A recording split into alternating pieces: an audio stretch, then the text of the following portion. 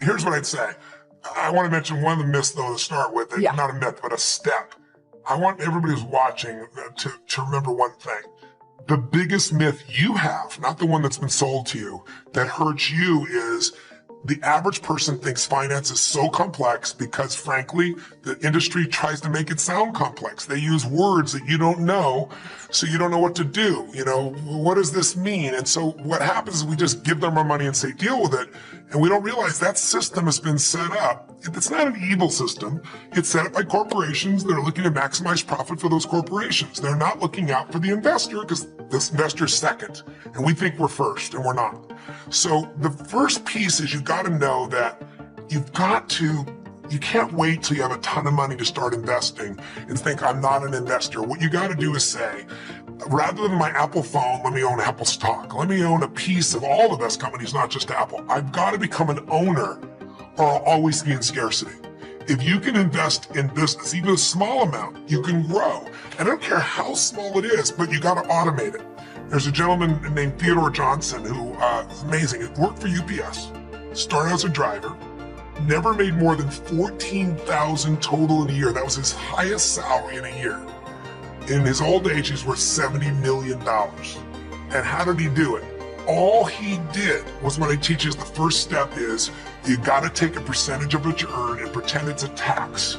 You're never going to see that money again. You automate it, it goes straight to the investment account, and you never see it as money you can spend. He did that with 20%. He said, I can't save 5. Somebody in his family said, if there was a tax, you'd pay it, and they made it 20%. When you save 20% and you compound it, its numbers are incredible. So I show people how to do that. But then the problem is, if you do that first step, but you don't do the second step, which is become an insider, yes, and understand the rules of the game, then the old adage is a person with money meets a person with experience, and the person with experience ends up with your money. I mean, that's how it works. So I'll give you 2 or 3 of the myths real fast. One, this myth that someone says, give me your money and I'm going to beat the market. It's just a lie. Warren Buffett made it clear it's a lie. Ray Dalio, one of the greatest investors in history. David Swenson, who has taken Yale's money, $1 billion, and converted it to $24 billion in 2 decades. The greatest institutional investor in the world. They've all said it. Warren Buffett flat out said today, he said, listen, in my will, 90% of my money, all that money does not go with any mutual fund. It goes straight into the index. What the index is you get a piece of all the largest companies in the world, but it costs almost nothing to get in. Because over any 10-year period of time, 96% of mutual funds will not even match the market. Now, you're paying for a mutual fund. What this means is you hire someone because you say, I have a family, I have a business, I have a life. I'm not an investor. I'm going to hire someone who's a professional. It makes sense. They would do better than me. Unfortunately, that's wrong. Because what happens is 4% of them will beat the market, but it's not the same 4%. So your chances of finding the right one, have you ever played blackjack? yes, So if you play blackjack, everybody knows you played for 21. If you go above 21, you're gone. If you get 2 face cards and they're sitting in front of you and you got a 20 out of 21, you got the chance to stay or say hit me. If you hit you, there's only one card that'll get you to the other. It's an ace. If your inner idiot says hit me, you have an 8% chance of winning. You have a 4% chance of finding the right mutual fund. It's not going to happen. So what happens for people is they think they've been sold, we're going to do better, and they might for a year or 2. But what matters, you live off the long term. You don't live off the year or 2. And they just don't do it. Warren Buffett has a bet right now with Protege Partners, which is a group that does hedge funds. And he said, you can pick 5 hedge funds. You can mold the best of them together. I'm going to own the market, which costs me next to nothing. You're going to get the hedge funds, which cost a lot. 10-year bet, who's going to win? Put up $1 million. Right now, they're 6 years into it. Warren Buffett's at 42%. They're at 12%. Right? Just crazy. So the second thing is, after getting terrible performance, people say, well, fees don't really matter. Or they'll tell you it's only 1%. And I ask people all the time, how much are you paying? And they go, I don't know. Or they'll say 1%. 1% is called the expense ratio. That's like the edge of the sticker price. If you read that 50-page prospectus in your mutual fund, even one of them is 50 pages, which you won't, you'd have a hard time with a PhD figuring it out. In fact, there's a man named Hilton Smith, I quote in the book, who spent 2 weeks, he's got a doctorate as an economist, took him 2 weeks to go through them all and figure out there are 17 different fees. And Forbes says the average fee is 3.12. Now, if you're watching right now, I'm sure I've lost your brain with all these numbers. So let me make it real for you. 1% versus 3%. Big difference. Huge. Right? Here's the difference. Just like you grow by compounding like Theodore Johnson did, your fees also compound. And people don't know that when they hear that little number. So if you have 3 people and the one gets 1% in fees, 2%, the other 3%, they all get the same return. They start out with $100,000 at 35. For 30 years, they accumulate to 65 years old, 7% compounded. They all get 7%. The only difference is the fees. And when they go to retire, the person at 1% in fees is going to have $574,000. 100,000 to 574, not about, if they added not another dime, pretty amazing. The person at 3% in fees will have $224,000. 77% less money. If you want to win a race and you have a 100-pound jockey in the back of your horse, or you want a 300-pound jockey in the back of your horse, fees at 3% are that. If I said to you, here's a deal, let's do an investment, and here's how I want it to work. You give me the money, you put up all the money, you put up all the risk, I'll put up no money, I'll put up no risk. If you lose, I win, and if you win, I win, and if you win, over the life of the time, I'll get 60% of what you earn. You'd say, I'll never do that in a million years. That's a mutual fund with 3%. It's one of the only industries on earth where they've confused this enough that we don't understand we're overpaying by thousands of percent. You could own the stock market, the S&P 500. You can own a piece of all 500 big companies through like the Vanguard 500. And you get the best of all of business, Apple, Exxon, all these companies.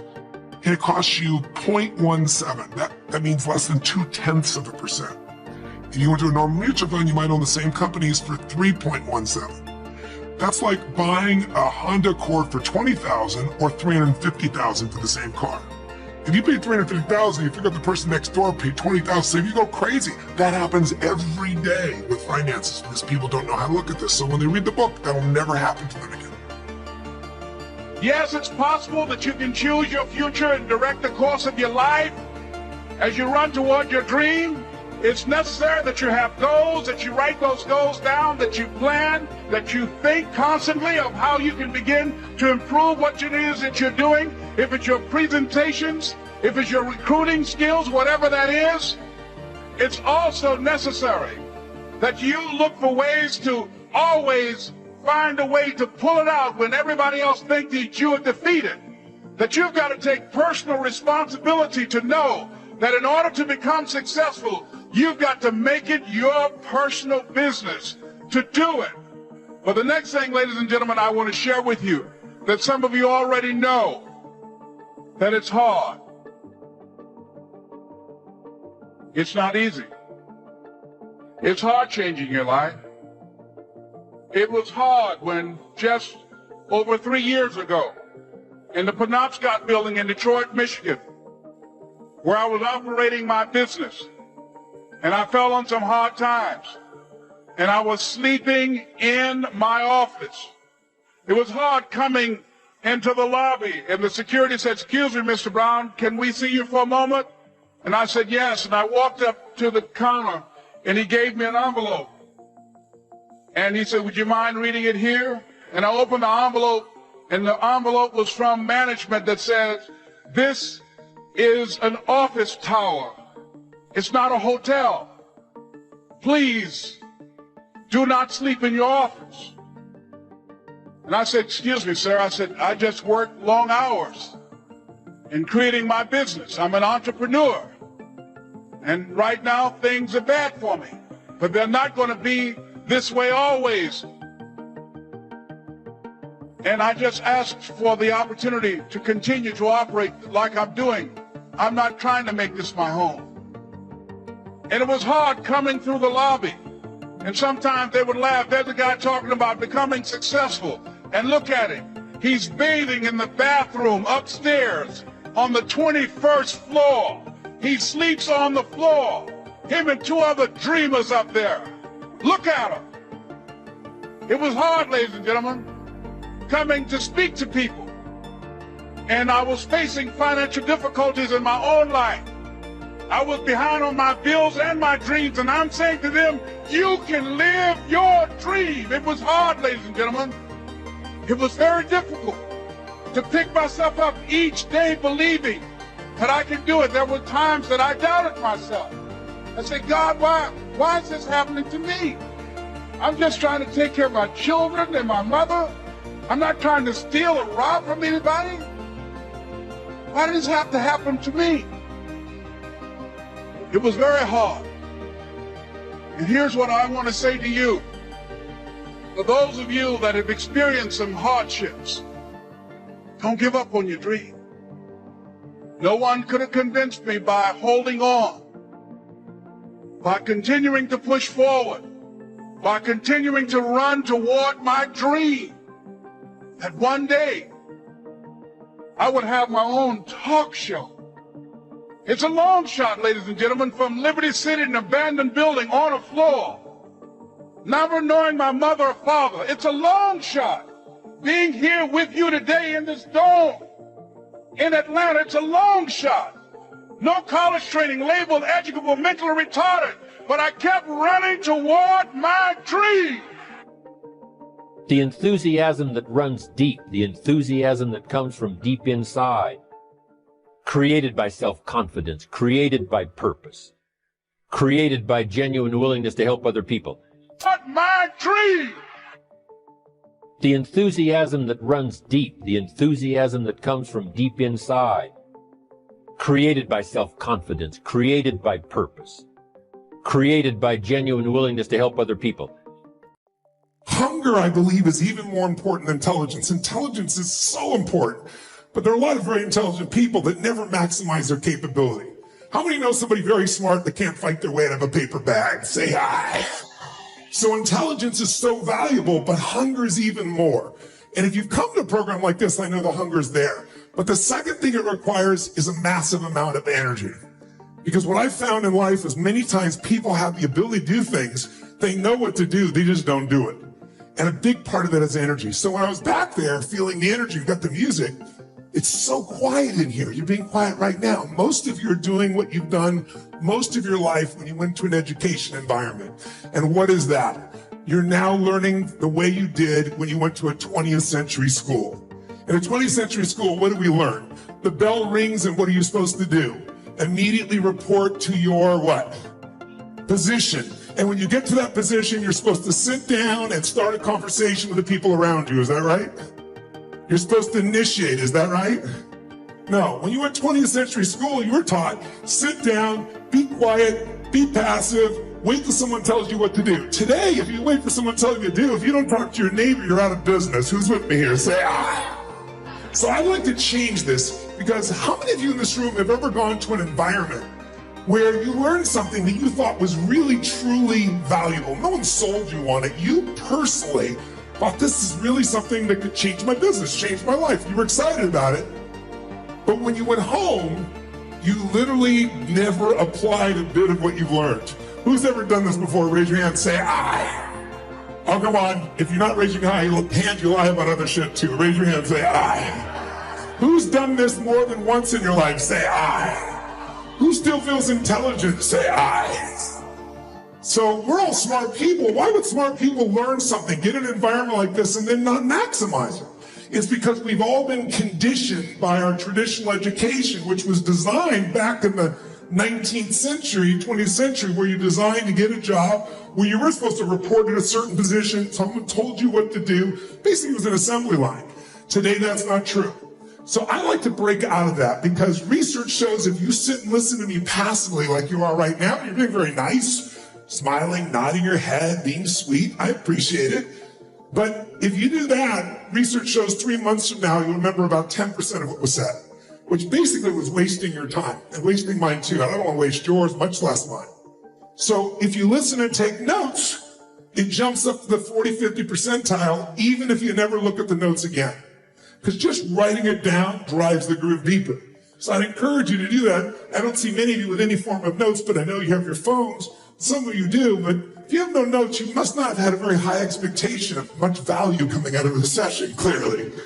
But thirdly, if you physically engage your body, which is what I like to do, your voice, your body, your energy, engagement is part of what we're going to talk about here in business. It's the most pathetic level in a long time worldwide. Even though we have all these tools for productivity, we have all these tools for distraction. And as a result, most people are not maximizing. So if we want to transform, the thing we really need to be able to shift is get ourselves engaged at a different level. So what I'd like to ask you to do is, from here on out, if you're willing to, is let's start with some energy. Because let me ask you a question. If you have two people in a relationship, let's just go intimate for a moment. And you have two people, and both these individuals are really, they're in a magnificent state of mind and emotion. Their life is going beautifully. They're happy as could possibly be. And they enter a relationship, two really happy people. What's that relationship going to be like? You tell me, if you know nothing else. What kind of relationship's going to be if you got two people in a great peak state? Tell me, what's it going to be like? Now, if I'm having a soliloquy, you won't get anything out of this. I'm asking you to then answer the question, just so you refer back to me or affirm. I'm doing it because if you sit passively, you won't remember anything. But if you activate your nervous system by raising your hand, by asking questions, by yelling out the answer, then the answer will rise. Who's willing to do this? If you are, raise your hand, say I. I spoke at an education summit for Microsoft. I also spoke at an education summit for Apple. At the education summit for Microsoft, I would say that 70% of the executives spent about 70% of their presentations talking about how to beat Apple. At the Apple Education Summit, 100% of the executives spent 100% of their presentations talking about how to help teachers teach and how to help students learn.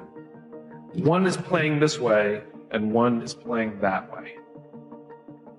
One is playing finite, and the other one is playing infinite. Guess which one gets frustrated? So at the end of my talk at Microsoft, they gave me a gift. They gave me the new Zune when it was a thing.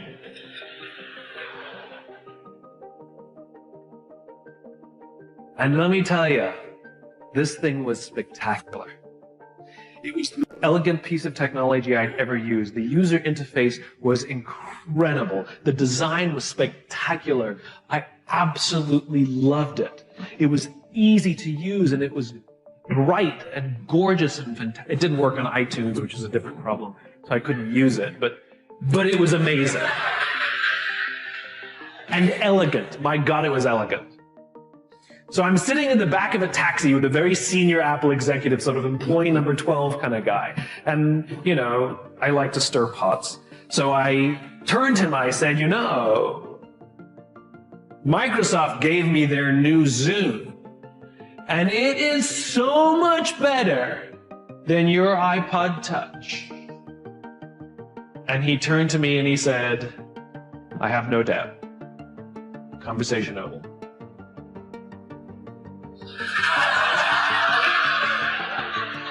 Because the infinite player understands sometimes you're ahead and sometimes you're behind. Sometimes your product is better and sometimes it's worse. The goal isn't to be the best every day. The goal isn't to outdo your competition every day. That's a finite construction. If I had said to Microsoft, I've got the new iPod Touch and it's so much better than your Zune, they would have said, can we see it? What does it do? React, react, react, react. Finite players play to beat the people around them. Infinite players play to be better than themselves. To wake up every single day and say, how can we make our company a better version of itself today than it was yesterday? How can we create a product this week that's better than the product we created last week? We also have to play the infinite game. It's not about being ranked number one. It's not about having more followers on Twitter than your friends. It's not about outdoing anyone. It's about how to outdo yourself. It's not about selling more books or getting more TED views than somebody else. It's about how to make sure that the work that you're producing is better than the work you produced before. You are your competition. And that is what ensures you stay in the game the longest. And that is what ensures you find joy.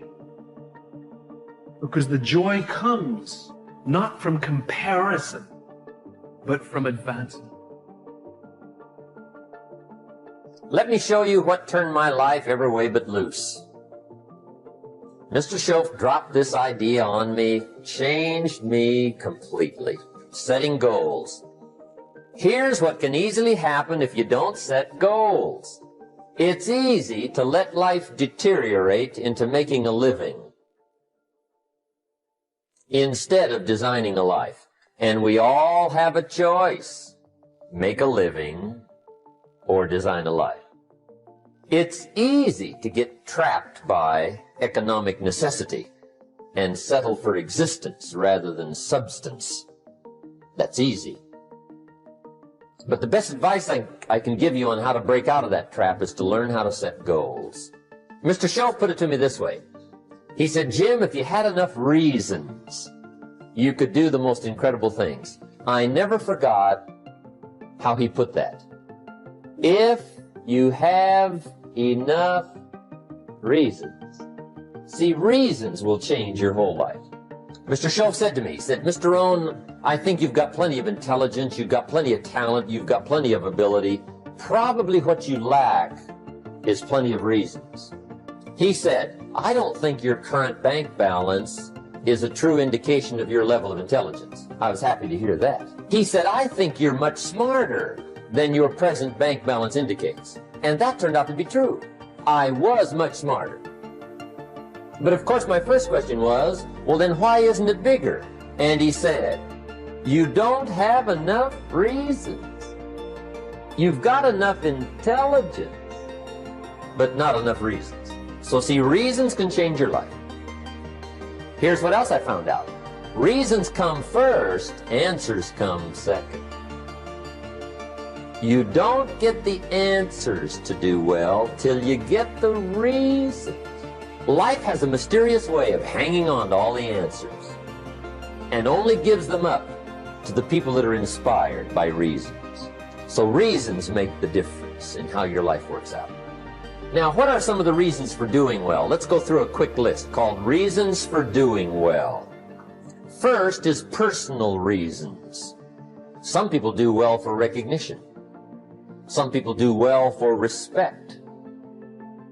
Some people do well for the way it makes them feel. They love the feeling of being a winner. Those are good reasons. I have some millionaire friends that keep working 10, 12 hours a day, making more millions. And it's not because they need the money. It's because they need the joy and the satisfaction and the pleasure that comes from being a constant winner. And see, it's not just the money anyway. It's the journey, not the money. Once in a while somebody says to me, boy, if I had $1 million, I'd never work another day in my life. That's probably why the good Lord sees to it they don't get their million, right? They'd quit. They'd quit.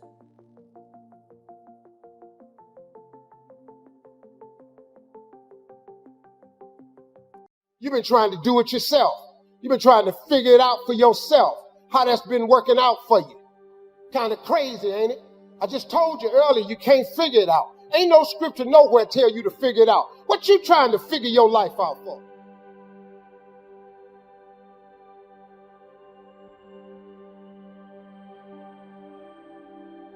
It ain't yours. You ain't make it. You ain't the creator. You ain't got nothing to do with tomorrow. You can't change the past. So what you tripping with your life for? You have not cause you ask not. Y'all ain't never asked God, could you be rich? Most people ain't rich today because you ain't never asked God, could you be rich? I ask God every day when I was homeless. My God is faithful, and my God is powerful, and my God is in charge. At the lowest point of my life, I asked God every day, could I be rich? You know why? Because I had it up to Him with being poor. I lived in a car, dog. I ain't had no backyard. I ain't had no TV. I ain't had no phone. I ain't got no bathroom. I ain't got no sink. I asked God every day, could I be rich? I told God, if you let me make it, when I get there, every chance I get, I'm going to tell everybody it was you. Here I am. And it was Him. It was Him. Now you got another route you want to take, go ahead. See, the thing about having faith is you don't need nobody's permission. You don't have to take out a loan. You don't have to get accepted into the course.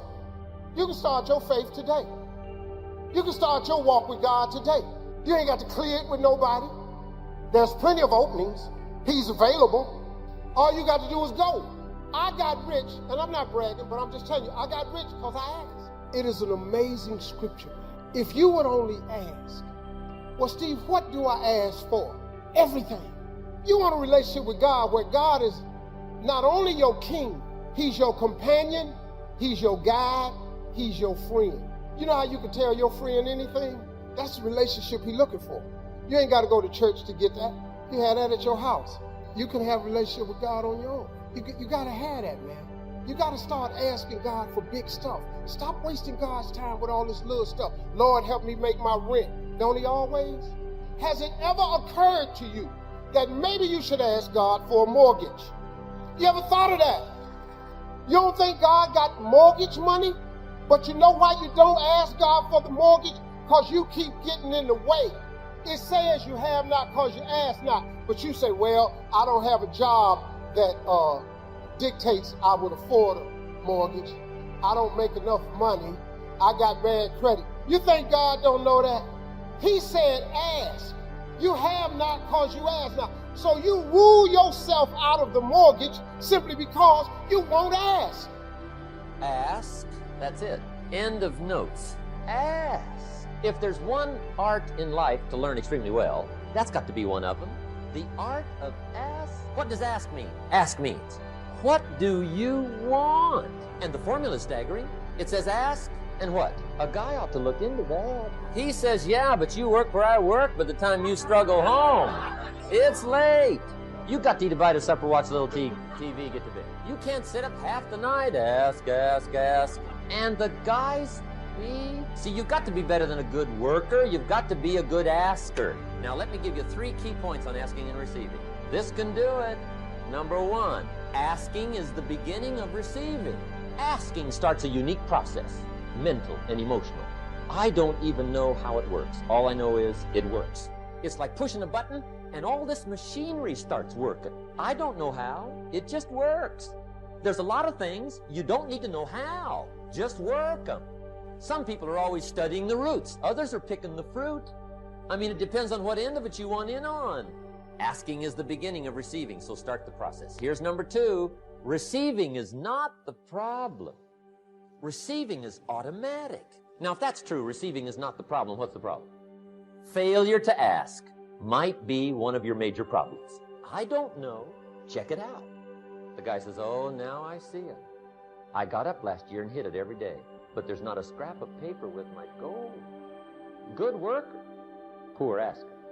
So you got to change that. Here's number 3. Receiving is like the ocean. There's plenty, especially in California. It's like an ocean here. Success is not in short supply. It isn't rationed, and you stepped up to the window and it was all gone. No, no, no. It's like an ocean here. Now, if that's true, what's the problem? Well, some people go to the ocean with a teaspoon. Whatever the Creator tell you in the dark, listen to me. Whatever he tells you, remember, greatness is remembering in the dark what the Creator told you in the light. I tell the little homies, do me a favor. You got 3 minutes, little homie, to give me that little crying story. You got 3 minutes. Tell me when you're ready and go. You will not take 10 minutes of my time whining and crying about it. You give me 3 minutes and give me your story, and you got 10, 15 minutes to give me a solution. Nobody want to hear that, because after the end of it, my wife left me, and what you gonna do about it? Is she gone for good, or you gonna get her? No, bro, I'm talking from experience, bro. My sophomore year in college, doing my thing, traveling the road, not listening to my wife. She packed up and came back to the D and said, I'm through. I said, all right, you might be, but not without me coming down there. You feel me? You can tell me on the phone you through with me. I'm cool with that. You can write me a letter, because there wasn't no text back then. You can write me a letter and tell me. No, hear what I'm saying. You can tell me on the phone you through with me. I invested too much.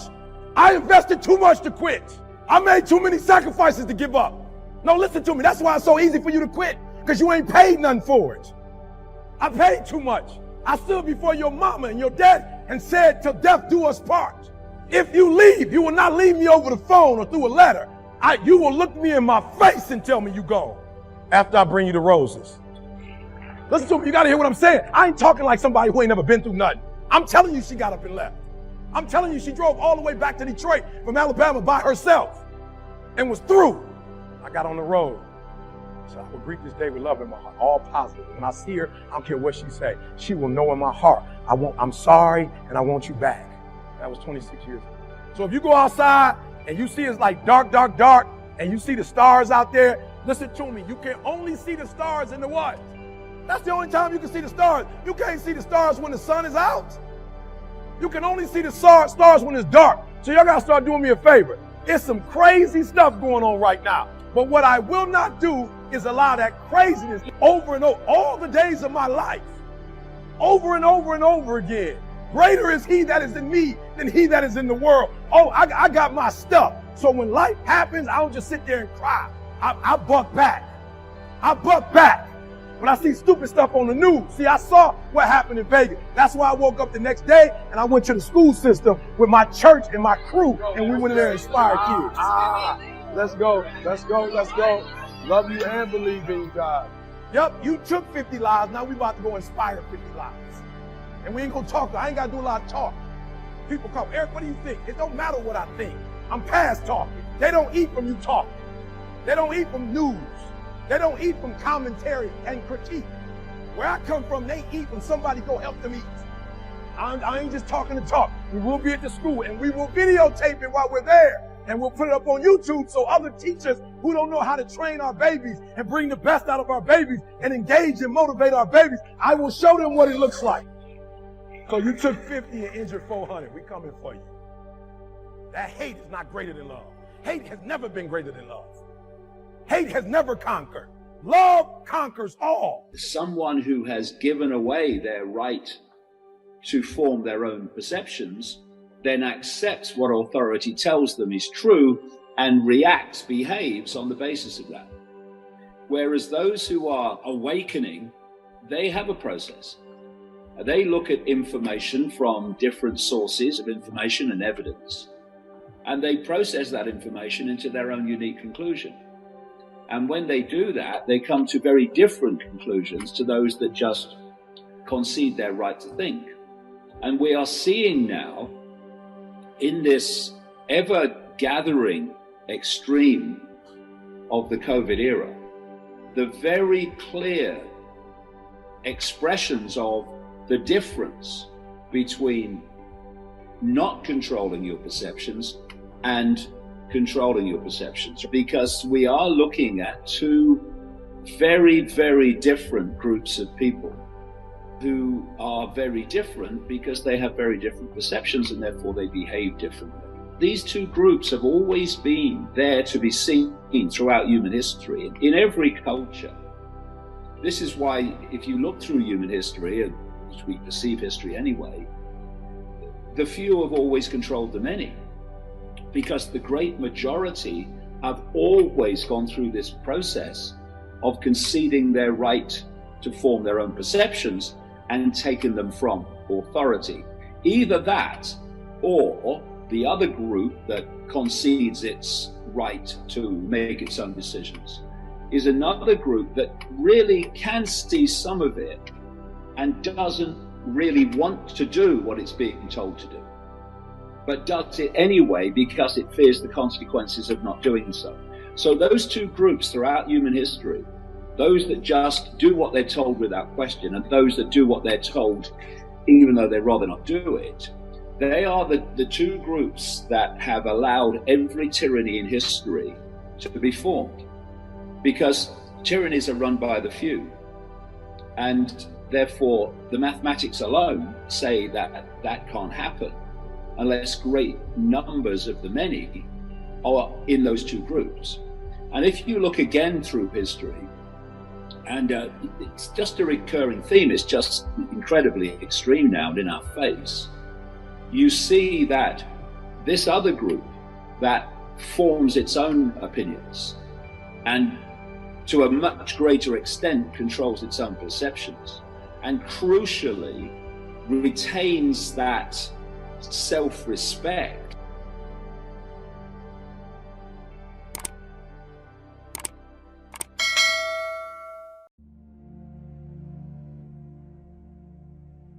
Whatever you do, don't let life change you. But somebody in this place has gone through some tough times and some dark days and been through some things. When all of this is over, you're going to come out stronger than you ever have been in your life. Don't panic. Don't faint. It's just a test. And I say this to people all the time. It isn't me. It's you. And sure, you may have grabbed some little foothold from the podcast or from one of the books, but it isn't me that changes you. It's you. You set the small goals. You achieve those goals. Then set some more and achieve those, and set some more goals, maybe a little bit bigger, but not that much bigger. You pay attention to the progress. Just start. Start small. Start with changing tomorrow morning, just tomorrow morning. Get that squared away. And then move on to the next day and the next, and move your life to a better place. One little step, one little victory at a time. You should dream outlandish dreams. If it's in your imagination, it's possible. Do you know that you can't think of something that can't happen? You know it's impossible to think of the impossible. It's not possible. So if you think it, it's possible. And if you live your life in possibilities instead of probabilities, you have a greater chance of finding happiness. Seriously, never live your life in probability. Probability is the probability of something happening. There's a statistic attached to a probability. 1 in every 3,000 people do this. That's a probability. A possibility has no stats attached to it. Live your life in possibilities and you're changing. Just change the way you think. It's not what you do for a living. It ain't how much you make. It ain't none of that. It's simply how you think. If you change your thought, you change everything. You change your attitude, you change your altitude. It's all that. It's the law of attraction. It takes a lot of courage to allow yourself to grow in the face of scrutiny. See, everybody grows. Men, women, faith, bishops, everybody grows. But generally you grow in privacy and your struggles are kept private and you develop and you grow out of it. Hopefully you get out of it before anybody shoots you down. And it takes a lot of courage to say I'm not there yet. And what I have had the courage over the years to say, I don't know everything. I've been willing to change. I've been willing to evolve. I've been willing to explain myself to people that I didn't even have to respond to. Because in the process of doing that, people begin to understand that you are not who they think you are. If you want the future to change for you, you've got to change. If you don't change, the next 6 years of your life is going to be just like the last 6. You'll still be behind on your bills. You'll still be behind on your promises. If you will get better, everything will get better for you. What a clear message that was for me. If you'll change your philosophy, if you'll change your habits, if you'll change and accept some new disciplines, if you'll turn the corner where you've been in the past, go for a new life for the future, all kinds of remarkable things will happen for you if you will change. I've been challenged by other people. I've had other people put the mountain in front of me and say, Maxwell, go climb that. And I can tell you right now, I've taken that challenge sometimes and climbed that mountain and felt that I accomplished something great. But let me tell you something about other people's challenges. I may go do that or try to do that, but that may not be where I need to put my time, effort, and energy. Instead of letting other people challenge you, challenge yourself. You know your strengths. You know your dreams. You know your heart. So why don't you sit down and reflect for a moment and ask yourself, what do I really want to accomplish that I haven't accomplished yet? I mean, get on your agenda. Get in your area, in your space, and say, I need to challenge me.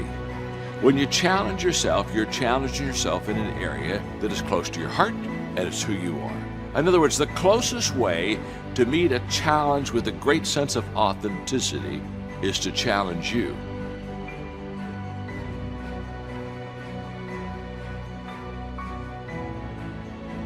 Before I met Mr. Shoaff, I used to cross my fingers and say, I sure hope things will change.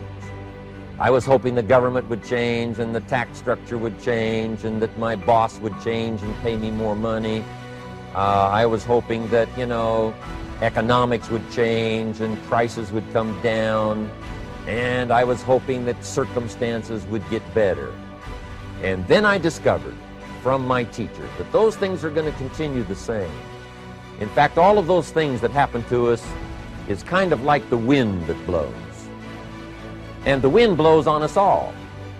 But if you just let the wind blow, I'm telling you, it won't take you where you want to go. All of us must use this wind to take us to the dreams we've got, to the equities we want, to the money we want, to the income we want, and to all the things we want our life to have. This is where we want to go, and we've got a good wind, but we must not leave our future just to the wind, just to the economy, just to the structure of the way things are happening today. When we first start out in life, we are enthusiasts. Our vision is bright and alluring, and we feel confident we're going to win out, that we shall do something distinctive, something individual, unusual. But after setbacks and failures, we lose heart, and faith in our vision dies.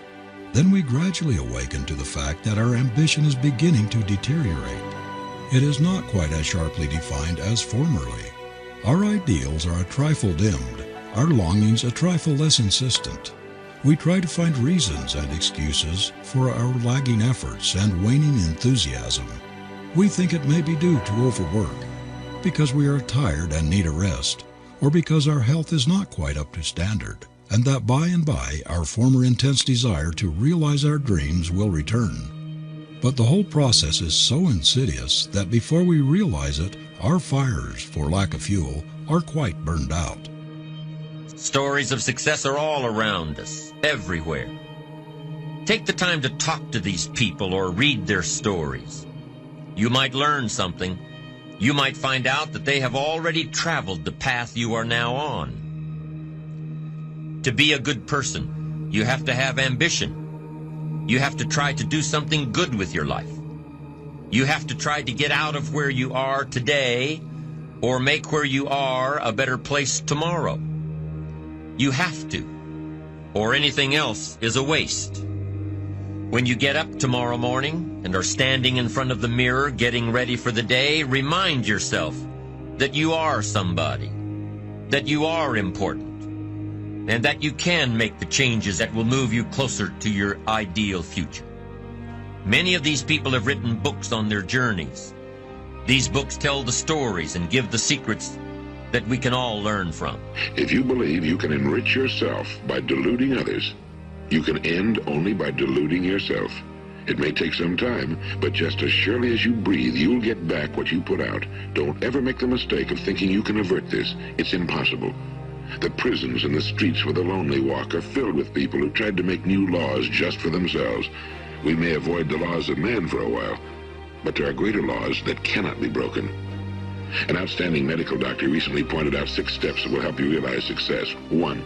Set yourself a definite goal. 2. Quit running yourself down. 3. Stop thinking of all the reasons why you cannot be successful and instead think of all the reasons why you can. 4. Trace your attitudes back through your childhood and try to discover where you first got the idea you couldn't be successful, if that's the way you've been thinking. 5. Change the image you have of yourself by writing out a description of the person you would like to be. And 6, act the part of the successful person you have decided to become. What we get out of life depends very largely on fidelity to our visions. If we believe in them, we will not let them die for lack of nursing. If we really have ability to match them and are not self-deceived by egotism, petty vanity and conceit, no misfortunes, no failure of plans, no discouragements, no obstacles, nothing in the world can separate us from them. We will cling to them to our dying day.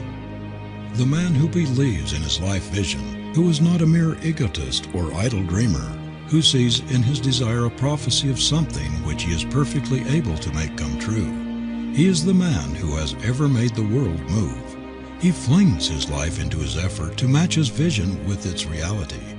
The world stands aside for such a one, for one who believes in his vision, who consecrates himself without reserve to its fulfillment. You got to learn to let the past go so you can grow. Many people never act on their dreams because they allow their past experiences to determine what their possibilities are.